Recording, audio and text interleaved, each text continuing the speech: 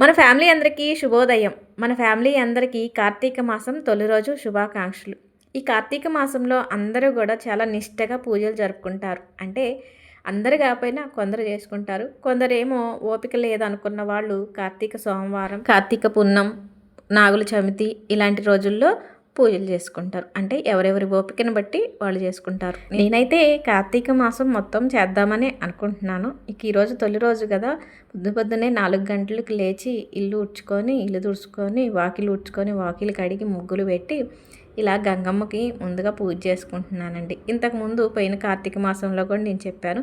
మా చిన్నప్పుడు మా అమ్మ వాళ్ళందరూ కూడా ఈ కార్తీక మాసంలో పారే సెలయేర్లు, వాగులు, కాలువల దగ్గరికి వెళ్ళి స్నానాలు చేసి అక్కడే ఉసికతో కానీ మట్టితో కానీ శివలింగం తయారు చేసి గంగమ్మకి శివలింగానికి పూజలు చేసి వచ్చేవాళ్ళు. నాకైతే అప్పట్లో భక్తి అనేం కాదు, కానీ అదొక సంతోషం. పొద్దున్నే కాలువల దగ్గరికి వెళ్ళి ఆ కాలువల్లో ఆడుకోవటం, స్నానాలు చేయటం అంటే భలే సరదాగా అనిపించేది. అది కూడా కాలువలు అంటే ఊరికి దగ్గరలో ఉండేవి కాదు కదా, పొలాల దగ్గరలో ఉండేవి.